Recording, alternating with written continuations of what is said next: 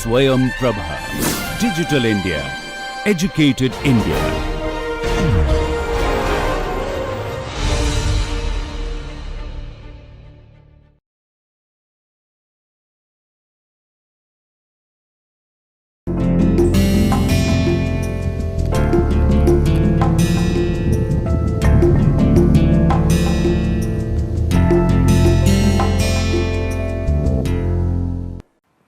Hello everybody and welcome to NPTEL's course on communication skills. We are here on the first module of this course and this is the first lecture. The course has various modules comprising 40 lectures altogether. I will first briefly introduce the course to you in this and then talk about communication in general and then highlight the important aspect of having effective communication. Not just communication but effective communication. So the introductory lecture is actually not just about communication skills but about the need for effective communication. So before I get into the topic as such, let me introduce the course contents to you. The course contents, as I said, will consist of 12 modules and each modules may have 3, 4, 5 lectures or just 1 or 2 lectures. But totally it will consist of 40 lectures, so that it becomes a complete course. Now in this course the focus is on communication skills, covering the 4 major aspects of communication skills, that is reading, writing, listening and speaking. And of course not necessarily in that order. We are going to start with communication in general and then we will go ahead and talk about listening skills. And then in between there will be some discussion about writing skills, particularly letter writing, report writing, and then again we will go back to improving your oral presentation. Let me go step by step. Let me tell you what is there in the modules. In the first module, that is this module, we are going to talk about introduction to communication and the need for effective communication. And in the following module, second module, I will be talking about barriers to communication and then the types of overcoming these barriers, the types and overcoming measures to these barriers to communication. So what are those barriers, those obstacles which are actually causing an impediment to communication becoming effective? So that is what we are going to discuss in the second module. In the third module, after introducing you to communication, the effectiveness and then various concepts on overcoming the impediments to barriers to communication, we will be focusing on non-verbal communication with exclusive features describing on body language as such. Now in non-verbal communication there are various aspects and then including aspects that will be relevant for giving a good performance in some professional activities like group discussion and interview skills. Followed by this, module 4 is exclusively on listening skills. Why do we need listening skills? How to enhance your listening skills? How to be a better listener? How to be an effective listener? So these are various aspects of the lectures which are covered under this module.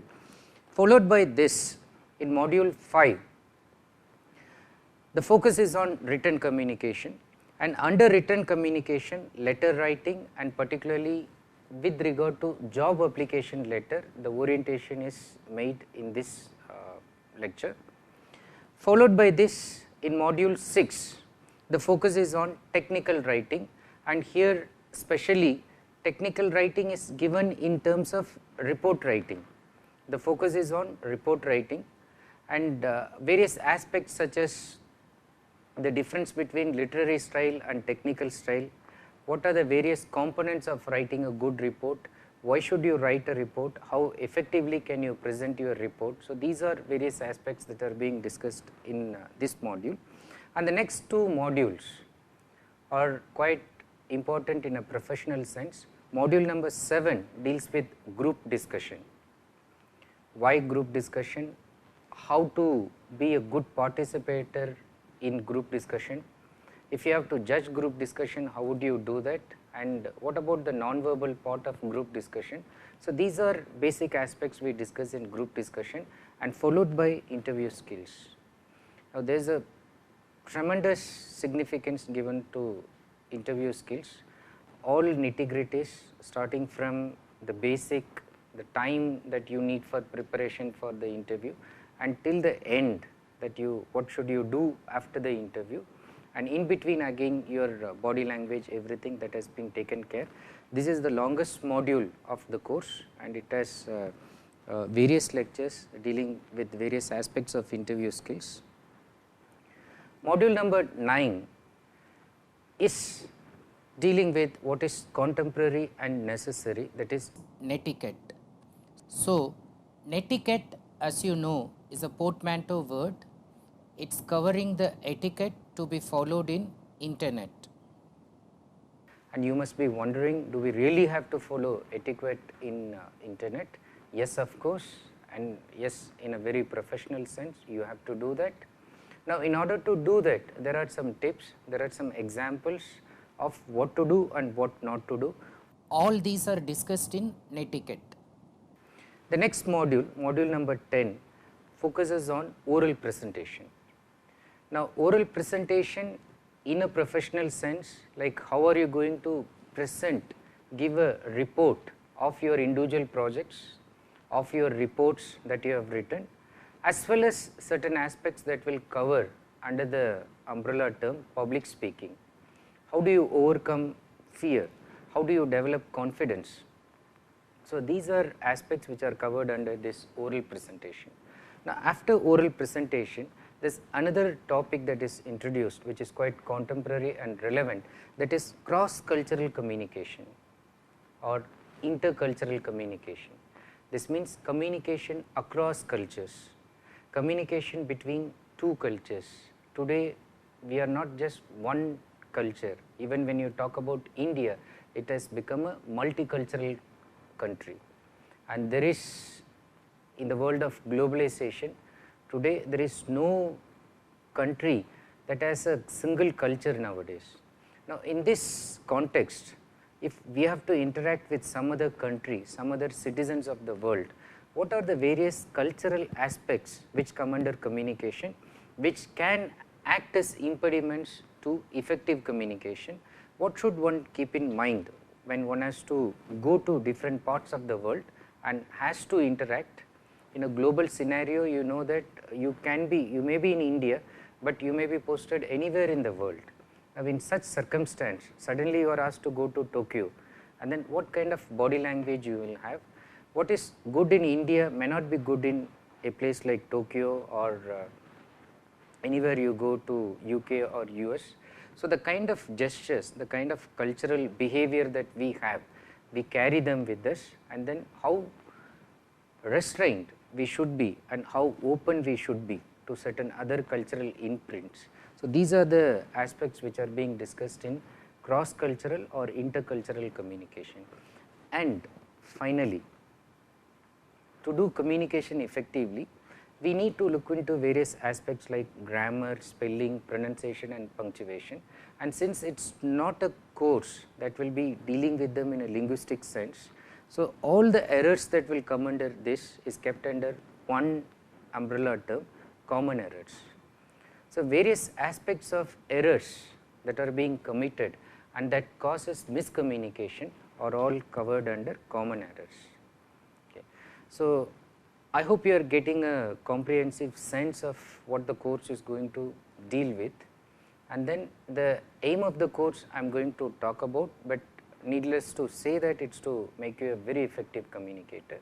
And in fact, all of us communicate. If you have no basic sense of communication, you would not be watching this video, you will not be interested in improving your communication skills. You have some basic knowledge, but the question is, will you be an effective communicator? And if you want to be an effective communicator, what should you do? And this is the basic question that I am asking in this lecture, and I am going to give you answers through various methods, various ways. I am not going to give a direct answer sometimes. I want you to think over some of the issues that I am talking about. So there are 12 modules overall and comprising 40 lectures, and let us see how it goes. Let us begin with the introduction to communication, and I have called this as the need for effective communication. So, generally when we talk about communication skills, so we generally use it as a very loose, vague term. We say communication, but we actually do not mean effective communication.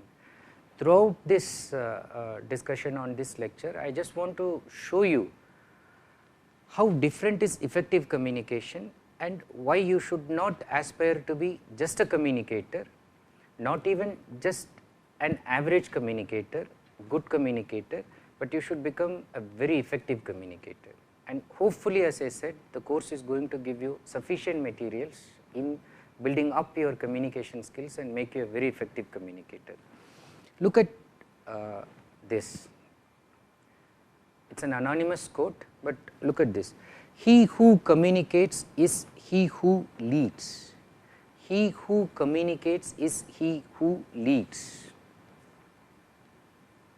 The person who is able to communicate is the person who is going to lead.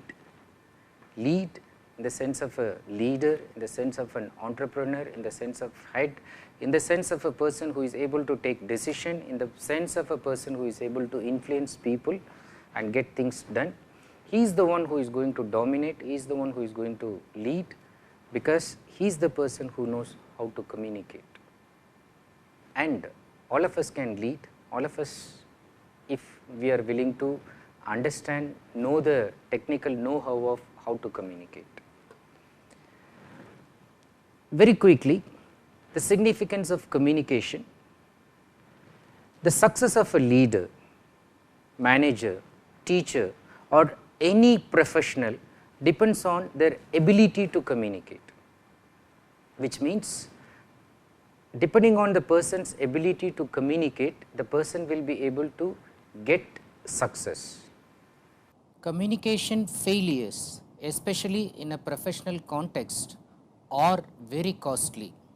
They are very costly ones, because if you fail in something in terms of communication, it can affect the productivity, especially between the manager and the workers. If the manager or the higher authority, the CEO, is not able to communicate across with the subordinates, what could happen is it can lead to ill feeling among workers. Then it can even cause strikes. They may close the industry, they may completely stop the production, and then overall it will affect the productivity. After all, it is just because of communication, but it is not just after all because of communication, it is because of communication. And the manager especially should understand the fact that people will give their best only if the communication is clear. What do I mean by this? The people, the workers who are working in a job professional environment should know what is it that they are supposed to do, what are the expectations. If they deliver the goal, if they deliver goods at this point of time, will they be rewarded sufficiently? What is it that if they do not do it properly, for which they will be punished? So, the scheme of punishment, the scheme of reward, and then the scheme of making the individual part of the system, and then making the person orient his goal with the company's goal, all needs excellent, clear communication. So, if it is not clearly communicated, so then it is not possible for the people, the workers, the subordinates to relate their goals with the organizational goals and then perform effectively. Okay. Now, look at this from another angle. Look at this quote and just think about this. It is a famous quote from an American poet, Robert Frost. Half the world is filled with people who have something to say and cannot say it, and the other half of people who have nothing to say and keep on saying it. It is interesting and funny. Look at this. Half the world is filled with people who have something to say and cannot say it, whereas on the other half of people who have nothing to say and keep on saying it. So, Frost says in terms of communication, you can divide the entire world into two categories. Now, one category is the category that is resourceful. They are the intellectuals. They are the elites who have lot of ideas, the ideas that can actually rule the world if only the ideas are shared properly. But even resourceful people like them fail to deliver their contents because they are not able to communicate properly. There are ideas, there are thought patterns, there are revolutionary concepts, but the concepts are not getting clearly expressed. And they want to say, but they are not able to say it. There is this agony of communication. Usually it's an expression used to associate with poets. Poets are suffering this agony of the inexplicable, which very often they try to explain it, okay. But in case of even ordinary people, sometimes there is this great pain of not being able to communicate. This is on the one hand, on the one side of the world. But on the other side, you have another large group of people, the majority of the people who know nothing. Sometimes they are even stupid. They have no ideas, they have no originality, they have no creativity. But what is it that one thing that they keep on doing? They keep on saying something. They think that they are good communicators when they keep saying something. Now, in both cases, particularly in the second case, when they keep on saying something, what do? They actually reveal their ignorance. Communication can prove themselves to be bad communicators. So on the one hand, you try to say something you are not able to say, then also communication will reveal you. On the other hand, you keep on saying something, but you have nothing to say. Now the interesting thing is, in both cases, communication reveals the person, okay, the people involved. So communication is the one by which we express ourselves, and even when we do not express ourselves, then also communication clearly defines our identity. Another interesting thing, as I said, even if you express so much, you think that you are communicating so much, but actually it will reveal how poor, how bad you are as a communicator, and what poverty of ideas are prevailing in you. Okay, so that can also be revealed. Keep that in mind. Let's look at more concepts of communication. If you look at communication as such, the world has become a global village. It has truly shrunken into a global village, which means just like in a village, we are able to talk to people one to one just by the touch of a button, okay. And whether you use your mobile or use internet, get connected to social networking sites like Facebook, use email, go by flight, what are you doing? Anytime you want to communicate with anybody, you are able to connect immediately, often just by touching that button, and then you just connect to the other person. And now you have advanced video cameras, web cameras embedded on the laptop or computer. So you have the real virtual experience that you just see the person, talk to the person, and then you connect to the person immediately. Now this is on the one hand, you connect to the other person just at the touch of a button, and you think that communication is easy, so easy that you are able to communicate anytime, anyhow, anywhere. But the profound question is it always effective? When you communicate so much on Facebook, for instance, or when you talk so much on your mobile, have you really communicated something? Why is it that after sending so much messages, SMS messages, and then this thing, so suddenly the person realizes that the other person actually has not understood this one, even after years of seeming communication, apparent communication? Why is that happening? That is because both the parties involved were communicating, but actually they were not worried about the fact whether they were communicating effectively. Whatever they wanted to say, whether that was communicated effectively or not, they did not bother. Look at other examples, other quotations. Now consider this is again from another famous American novelist, Mark Twain. Now Mark Twain makes another point in this quotation. Look at this: the difference between the almost right word and the right word is really a large matter. It's the difference between the lightning bug and the lightning.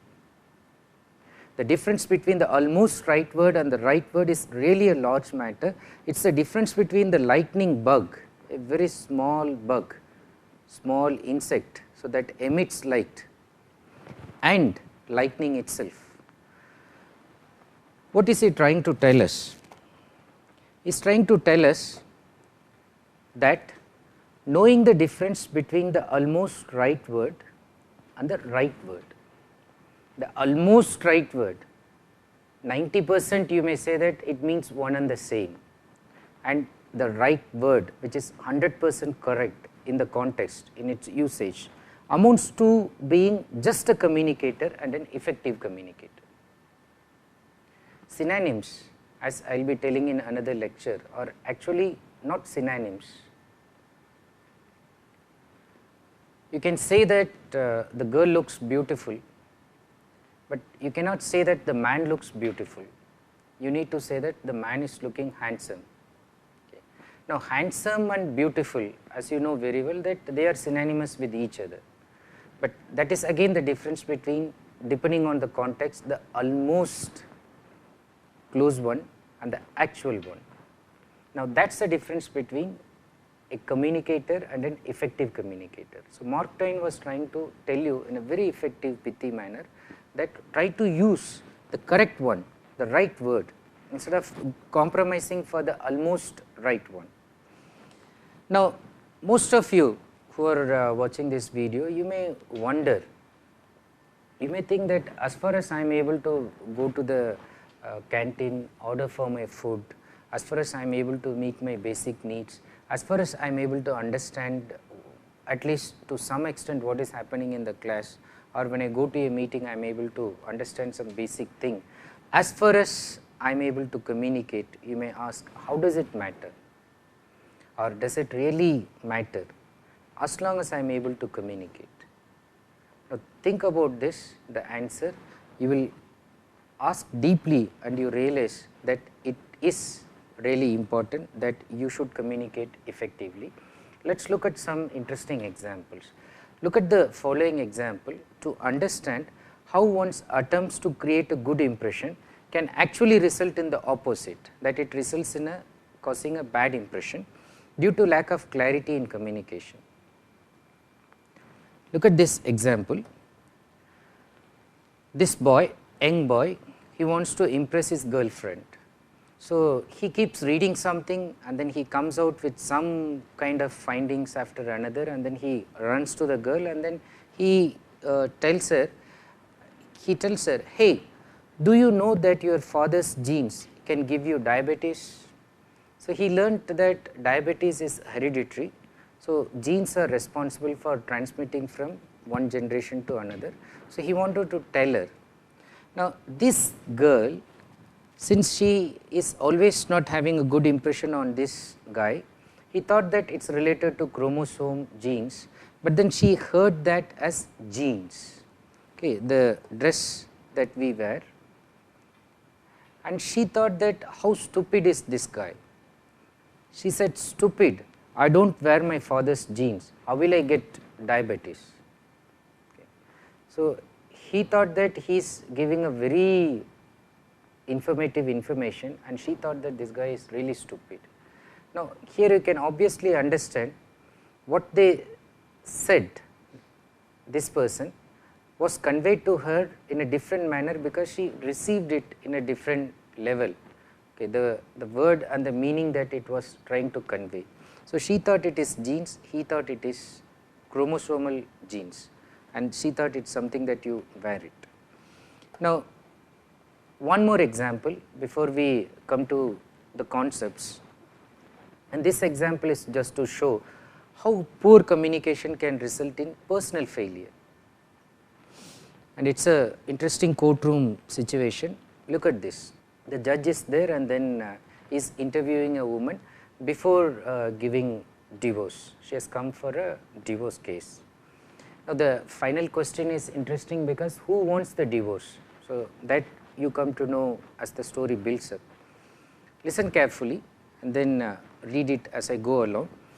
A judge was interviewing a woman regarding her pending divorce. So the divorce case is pending, so he was interviewing her and asked, what are the grounds for your divorce? She replied, about 4 acres and a nice little home in the middle of the property with a stream running by. No, I mean, he continued, what are your relations like? She said, I have an aunt and uncle living here in town and so do my husband's parents.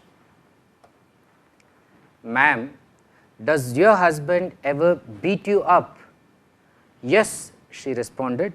About twice a week he gets up earlier than I do. Finally, in frustration, the judge asked, lady, why do you want a divorce? And then she replies, oh, I don't want a divorce. She replied, I have never wanted a divorce. My husband does. He said he can't communicate with me. Now the question, and before we go to that, what went wrong in this case? When the judge asked about the grounds, understand that the word grounds has both the meanings possible. One, factors forming a basis for action or the justification for a belief. So the judge meant this. And then the lady thought he is asking about the grounds, that is an area of enclosed land surrounding a large building. So she starts describing the grounds that she is surrounded by, that she possesses. Then he was asking about the relations in the sense of the relationship between the husband and the wife, and then she thought maybe he is asking about the relatives that they have. Then again, the usage of the word beat, what he meant was whether the husband was physically mistreating, ill-treating her, was he physically, literally hitting her. What she thought was beating, like winning in a competition. So often he gets up earlier than her, so that's like a competition, he wins. So she thought that he might be asking that.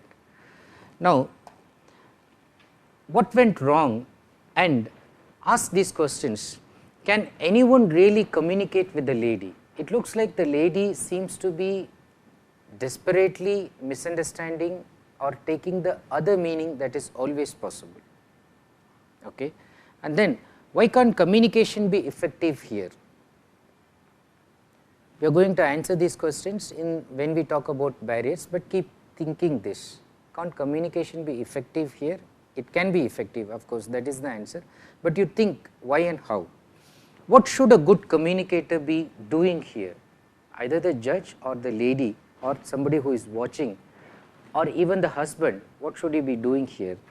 Is communication only about speaking? So the wife keeps saying something, is it only about speaking? Is the husband purely judging the wife only on the basis of what she spoke to him? Was he not a good listener? Was listening not a part of communication? Is it not imperative that if you want to become a good communicator, you should be a good listener too? Ask these questions. Now, just a quick glance about communication being a very complex process. A communication to take place, there are certain assumptions. Now, look at this. Communication is a complex interactive process. It is not a very simple active process, it is a complex interactive process. Now, in this case, if you look at the picture, probably the teacher, it is a classroom or a lab situation. The teacher has asked this small girl to describe a flower with some petals, a simple flower, and she has to describe this. Now, by the description, the audience, her classmates, should get the flower. Now, if you look at what they get in their mind,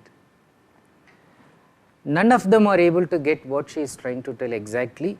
The closest one may be this one, but it is not a flower, but it is a tree, okay, it is a small plant.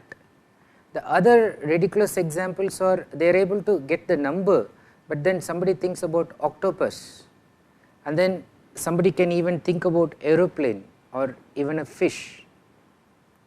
But this is what she has in mind, this is what the teacher has in mind, but this is what the classmates, the audience conceive of what is being communicated to them. So, communication involves shared assumptions.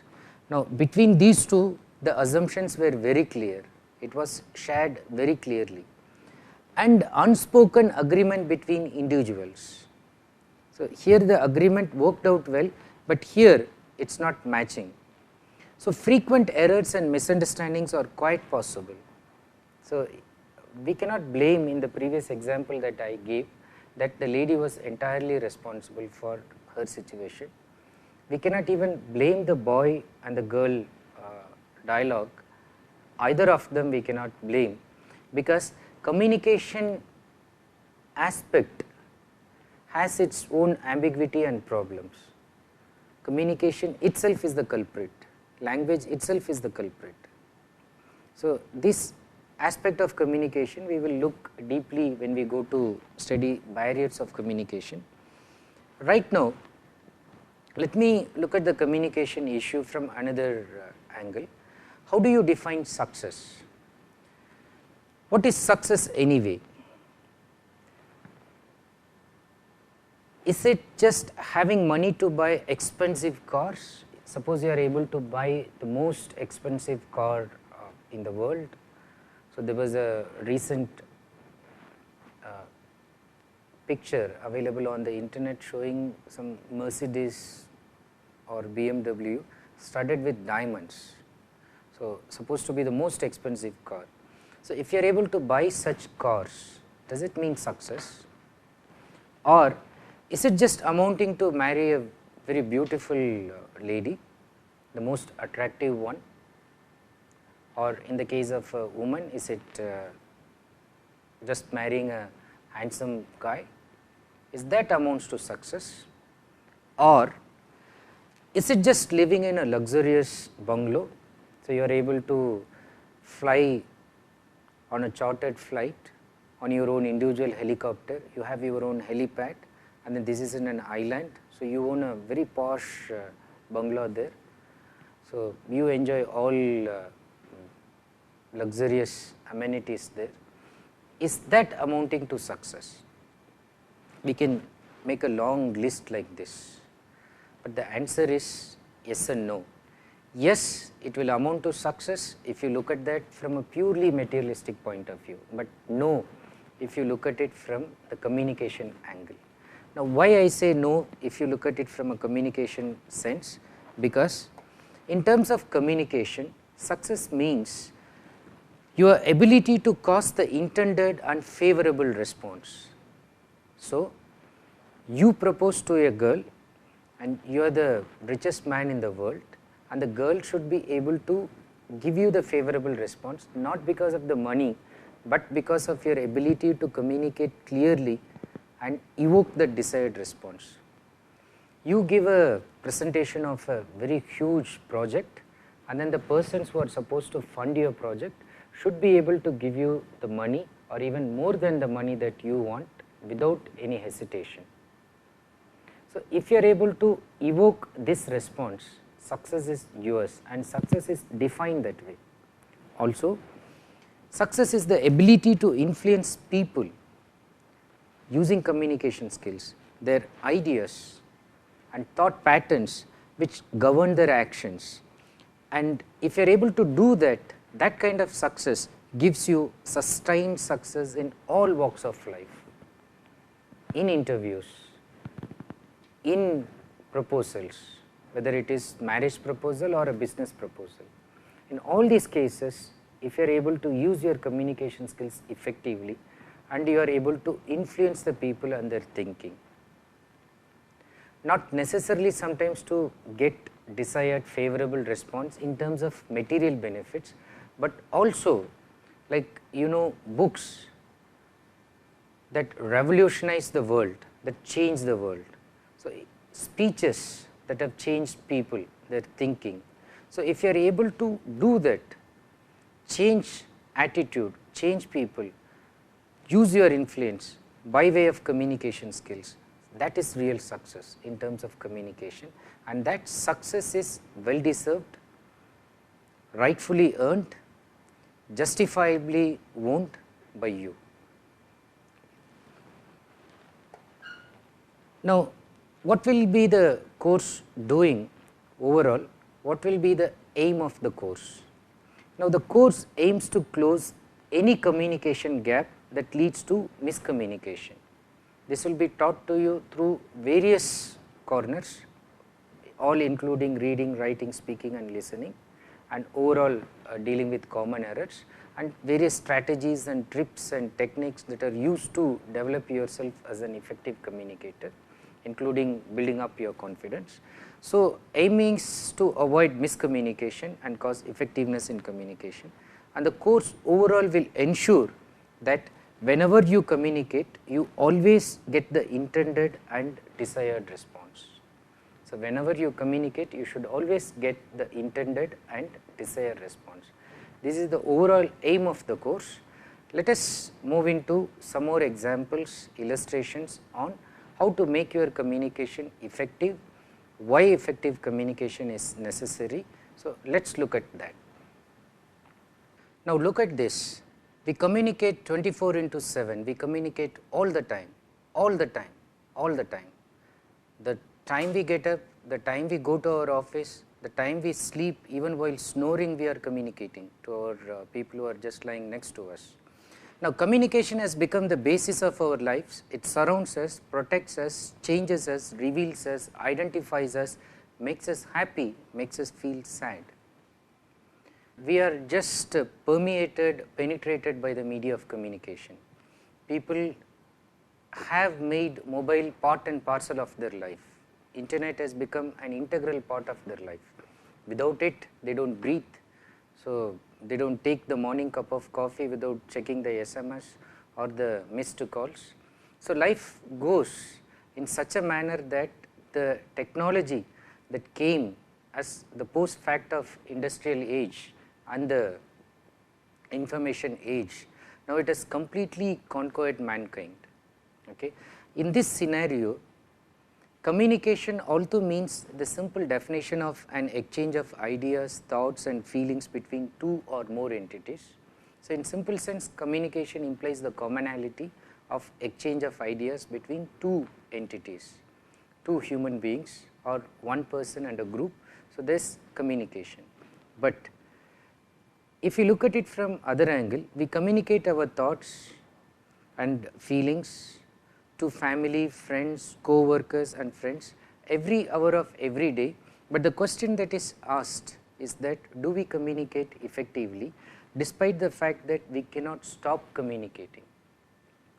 If you want to stop communicating, thinking that you stop speaking and it amounts to stopping communication, that is incorrect perception. Even when you stop talking, you start communicating much more effectively through non-verbal behavior. So the roommates who are in disagreement with each other, so they stop speaking suddenly, but then the moment they stop speaking, they start communicating non-verbally. So the person who goes out just bangs the door, or when the other person is reading, this person goes and switches off the light, implying that I want to sleep. They don't talk, but they express aggression. They show their anger through all forms of non-verbal behavior, and communication sometimes is much more effective, much more aggressive, even when these people are not talking. So remember that we communicate all the time, but ask the question, do we communicate effectively? Now look at this example. What happens if you communicate ineffectively? What is the result of ineffective communication? Here is a person who ordered for a spicy chicken. So he wanted it to be delivered, and then he ordered something like this. He wanted, what he had in mind was the spicy chicken. So he said that you deliver it. But when it was delivered, or after the delivery, what he got was not what he thought, because what he said probably was not heard correctly on the phone, and what he got was this, the one kind of chicken that was spiky, not spicy. So he had to go back to the shop, quarrel with the owner, and then he said that I said spicy chicken, not spiky chicken. So spikes are the ones you can see which is spiky on the head, but what he meant was spicy. Now again we will be studying like how we can overcome this kind of ineffectiveness and make it effective. Probably at this stage I can say that if the sender bothered to say it clearly, probably the sender could have spelt it or meant what is said, as well as the receiver. While receiving on phone, there are certain basic etiquette like you note down, you seek for clarification. In both cases, they assumed that what is sent is likely to be received, and the person who received thought was, what he thought was right, was the one that was sent to him. Now why effective communication is again important? Because ineffective communication will cause frustration. Not just frustration, but it will lead to dysfunctional personal relationships, stagnant organizations, and even war between countries. Just because of miscommunication, most of the wars happen. The communication is not proper. Effective communication is needed for success in interviews, job proposals, business as well as personal proposals. Effective communication is very much required. Then, if you look at the nature of man, today we can say man is a communication animal. Why? It amounts to the gregarious nature of man. Man tends to live in groups, and when you tend to live in groups, you tend to communicate.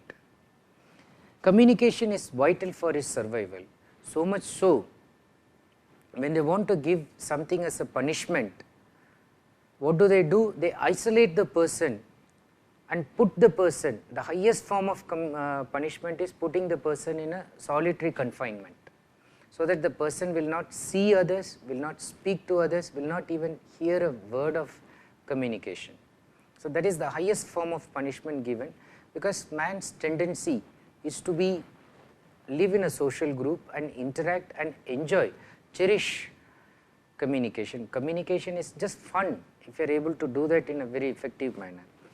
What happens if you are unable to communicate properly? What happens if we cause ineffective communication, and why again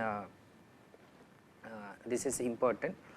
If you are causing ineffective communication, we become frustrated and unhappy with our work and ourselves, because our goals and the goals of others are not met.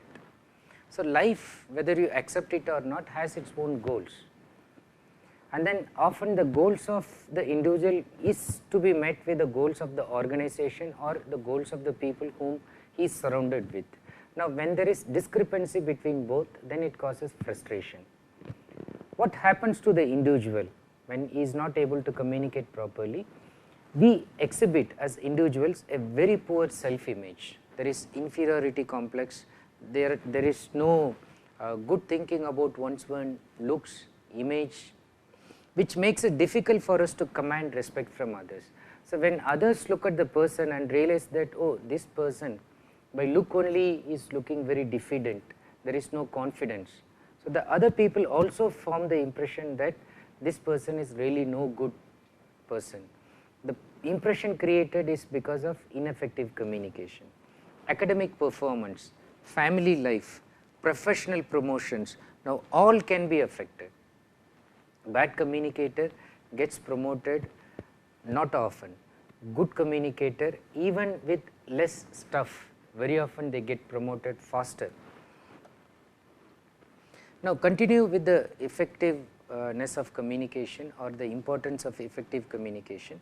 The recent survey suggests that differences in communication skills are strong predicators of an individual success, whether in society or at work.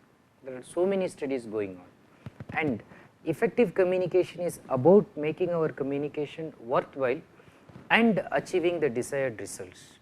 So effective communication allows us to have healthy and successful relationships both in professional as well as in personal life. Now what are the components of communication and how to make this effective? First, look at the components of communication. Communication is a two-way process. There is basically this sender.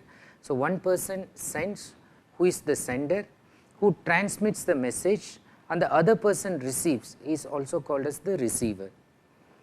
The transmission is done through a channel, sender, receiver, channel. The language or code used to convey the message is called medium. The receiver sends back a response, and the observation of the receiver's response is called feedback. Now this will be made clear when you look at the communication process individually and in a process.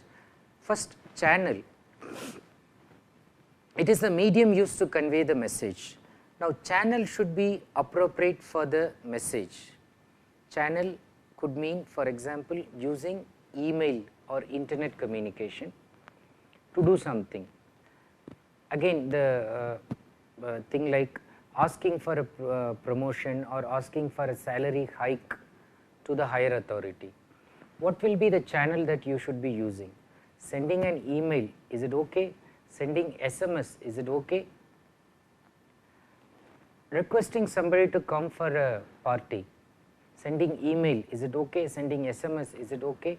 Now this is the channel, and appropriateness is very important for sending the message, and it should help make the message more clear. So by sending it or calling somebody on phone, and if the person is not able to hear it clearly, then it is important that written communication is to be given there. So channel is important. Then along with channel, you know what various types are available. So the channel can be, for example, in the form of, in office language, memo.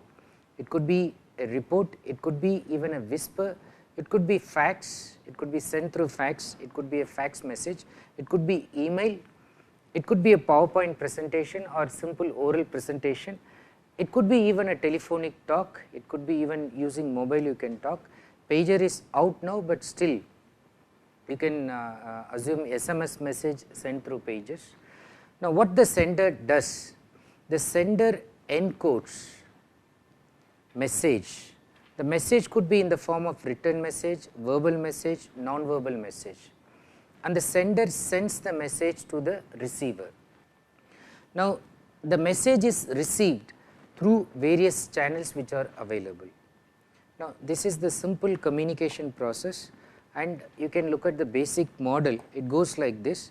The sender has an idea, and the sender wants to send the idea to the receiver. So what the sender does, the sender encodes the idea in a message, and then the sender decides that the message will be sent through a channel, and then the message travels through the channel. Now from the channel, the receiver decodes the message, and after decoding the message, the feedback travels to sender, and then the sender has the idea, and then it becomes a loop. The sender sends back possible additional feedback to the receiver, and then the communication loop is completed. So this is the basic model of communication, and if you want to remember it, so you can look at this picture. It's a simple picture, again a basic model for communication, but slightly expanded. Look at this. As in the previous model, the sending channel and the feedback channel is used, but then the aspect that is added here is stimulus. There is some kind of stimulus, motivation. without the motivation, how will the person communicate? So that is the expanded model, where it says that there is a stimulation and then there is encoding, decoding, but in between there is understanding of what is being encoded and decoded. So understanding is also given some emphasis. Now this is person A using a sending channel, and then the person B is receiving it, but while he receives it also there is decoding, encoding, and in between there is understanding, and then the feedback is sent. So the expanded model takes care of stimulus and understanding, which are two important components of communication. So as a teacher, suppose somebody is giving a class lecture, the teacher knows very well that without stimulating, the person will not be able to motivate the audience to receive the inputs, and understanding also plays a very crucial role. If you want to remember the communication model in a very simple manner, ask these 5 WH questions. Ask the question like, who sends? That refers to the sender, and then whom does he send? That amounts to the receiver. What does he send? That amounts to the message that is being sent, and then ask the question, which medium? So that refers to the channel, and then to what effect? So that refers to response or feedback. So in short, if you are able to remember this one sentence, so you will be able to get the entire communication process, which is who sends what to whom, through which channel, with what effect. So ask the question, get the answer, you get the entire communication process. Now coming back to effective communication occurs only when the message and its subtext are fully and completely acknowledged and responded to. Subtext is not what is superficially communicated, but what goes within, subtly, the embedded meanings, the hidden meanings. So if you are able to get it, so then you are getting communication. So subtext, for example, in Indian culture, so the guest comes and the host is serving food. The guest says that, no, I don't want, it is enough. Now the host says, out of courtesy, out of politeness, out of modesty, the guest is saying that it is enough. But the host should not take enough, no, seriously. The host says, oh, have some more. Again the guest says, no, I don't eat that much. No, it's tasty, please have some more. So this is part of Indian culture, where the host always decodes the gesture, the hand movement, the eye movement. So the eyes are looking at what is to be served, the hand is not closing, but it's still open and inviting. The host decodes the message, the person is still interested in eating, but out of courtesy is saying no. So this is the subtext, what is said and what is to be understood. So get this subtext, and only then you can give feedback. Feedback could be in the form of an acknowledgement, an action, or a verbal reply. You can do verbally, non-verbally. This is the deciding factor in any communication in terms of its effectiveness. Now, let me give quick tips on various components of effective communication. Keep some basic 5 tips in mind throughout the course, and then keep asking yourself whether you are able to do this. Look at the first one. The first one amounts to conciseness and clarity. Now conciseness is again using the right amount of word and in the right place, and not writing vague sentences, not writing superfluous words, not using heavy words when you can use simple words which can be clear. Look at the example. Don't say that Homo sapien yearned for dihydrogen oxide when you really want to say that man wanted water. So Homo sapien referring to the man, and then yearning is actually wanting, dihydrogen oxide is simply water, H2O. So instead of using complicated terms thinking that it will impress the audience, use simple language, be concise and clear in your communication. Next, conviction and confidence. conviction and confidence. Look at the quote from Robert Frost. He says with regard to writing poetry, but which is as good as writing communication language or using communication, which is also relevant to this. He says, no tears in the writer, no tears in the reader. You can also read this as no tears in the speaker, no tears in the audience. What does it mean? He says that unless you are involved, unless you have the conviction and you have the confidence, and if you are not involved very passionately, then you will not be able to convince your audience. So what Frost says, when you write the poem and when you read it, you should be able to feel passionate about it, and if you cannot do it, your audience will not be able to experience it. So you need to have that conviction and confidence so that you can instill the same in your audience. Genuineness and interest. So when you communicate, be genuinely interested in the subject matter. If you have some kind of doubts that what you are communicating to your audience is useless, is trash, so you will not be able to bring in interest. Be interested in the subject and automatically you will be able to evoke enthusiasm when you give that enthusiasm to the audience. So they will give you enthusiastic response. Then empathy and timing sense. Empathy is feeling into the audience. What is it that they are thinking? Respect your audience, respect their time, treat them with courtesy, treat them with politeness. So if you give a very boring talk, consuming their time with total disregard to their jobs, so you are actually causing great harm to the audience who have come to your talk. So what you should do is that you should be sensitive to the utility of their time. When they come and listen to your talk, you should be able to give the maximum with less amount of words. If you are able to do that, so they will feel that listening to you is a worthwhile experience. So give them that. And then the other thing that you should keep in mind is brevity and effectiveness.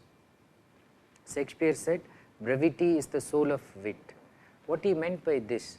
He said that if you really want to be intelligent in your communication, you have to be brief. Be as brief as possible, and that will actually cause effectiveness, because brevity and effectiveness go hand in hand. They are like couples. The more brief you are, the more effective you will be. So keep that in mind and try to heighten your effectiveness in communication by making your communication as brief as possible. Now let us look at some types of communication.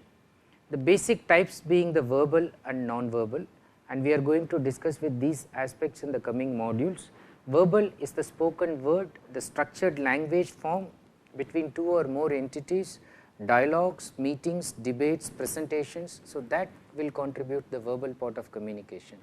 The non-verbal part actually contributes to body language, gestures, facial expressions, pictorial representations, pictures, graphs, and sign language. Communication is more than mere words. It is not just either verbal or non-verbal. So it is both. To understand a message completely, we have to not only understand what is being said, but how it is being said, and what are the gestures, what are the associated body language which are used when it is being said. So communication or effective communication is a seamless blend of both verbal and non-verbal aspects of communication. Neither this nor that, but both should be blended, verbal as well as non-verbal. Now very quickly, one or two examples of effective communication. Look at this. If you write something like this, woman without her man is nothing, is this effective communication? Absolutely no, because there is no regard for punctuation here. And then understand that your communication can become effective or ineffective depending on the context, depending on the punctuation marks that you are going to put. Now suppose you mean something by putting the comma like this. Look at the first statement, woman without her man is nothing. This may be seen as a male-centered view. woman is nothing without her man. That means the man may be husband, father, brother or somebody, but woman is nothing as such. But this can be changed depending on the way you are going to put the punctuation mark. If the punctuation is changed, the comma is changed, so woman, without her, man is nothing. Now this changes the entire thinking. It puts superiority, woman at the superior position. The woman here could be the mother, the sister, the wife, whomever it may be, but without her, man is nothing. So man becomes nothing without the support of a female friend, companion. Now similarly, look at this. If you write something like this, kill him not, leave him. Now what do you mean without the comma in the appropriate place? Now there is a story that a king wanted to execute one of his ministers in an unknown area, and he sent him to the other king who is his friend.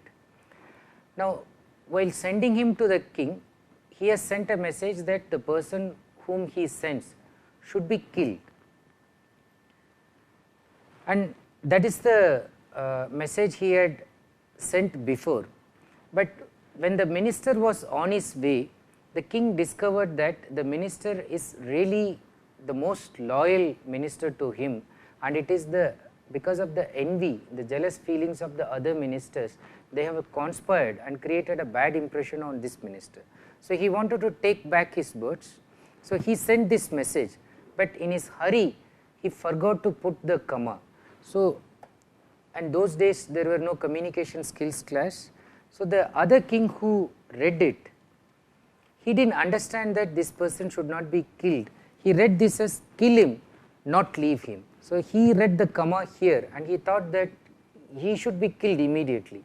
So on his own he took the sword and then he killed the fellow immediately. But what the king actually meant was, he said kill him not, leave him, spare him, so don't kill him. Now you can understand that just for the lack of a comma, one precious life was lost. So this is the height of ineffective communication. Another source available on internet and some books on communication.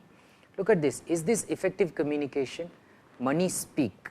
Look at the way one student has written a letter to his father, and everywhere he has used this for yes. Now money speak.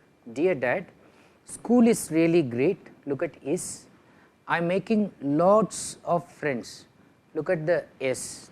It's actually replaced by dollar symbol, and studying very hard. With all my stuff, I simply can't think of anything I need. So if you would like, you can just send me a card, as I would love to hear from you. Love, your son. There also he has put the dollar symbol.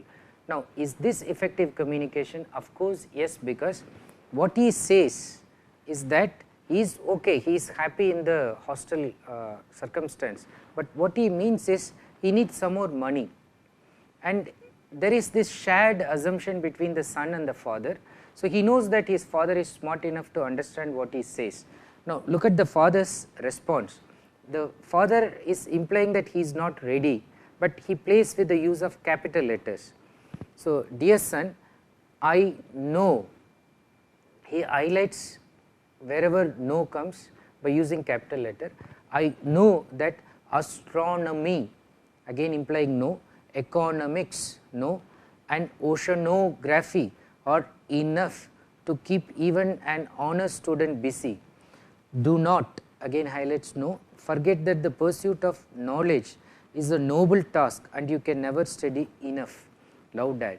Now the subtext between both the father and the son is very clear. They are playing with words, they are playing with font, they are playing with capital letters and using this, but the communication is taken very casually, very friendly, very informally, but very effectively. Son wanted money, dad says no money. Son used the dollar for asking for money, dad used capital letters to say no, I will not give money. Now with this, let us close the first part of this lecture on effective communication, and for further reading there are some interesting books. There is one book by John Adair entitled Effective Communication itself. It is covering various aspects on communication. The other famous book which I will keep repeating frequently by Bowie on business communication today, and then there is also Lessiker Raymond and his Mary Flatley. They have also written on basic business communication. Again, they are also dealing with some of the aspects of effective communication that I talked about in this lecture today. There is another interesting book by Monipalli. It is on business communication strategies. Some of the funny examples I owe to his book. I have taken the last two funny examples from him, and then some other example that I talked about, the courtroom scene, is actually from the humorsource.com. Now this humorsource.com has lot of humorous examples, but when you read them from a communication perspective, you understand often miscommunication is causing humor, but then effective communication should remove that kind of miscommunication, although it is causing humorous situation.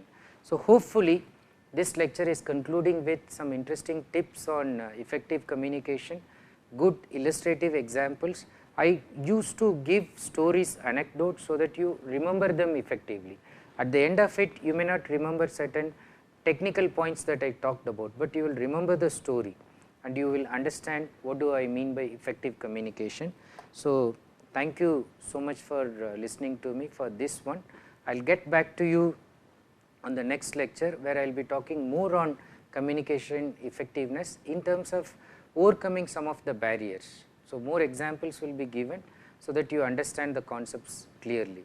So till we meet again in the next lecture, bye, and then try to read some of these books, go to some of the internet sources, and then try to create your own examples of miscommunication and try to overcome them in your day-to-day life.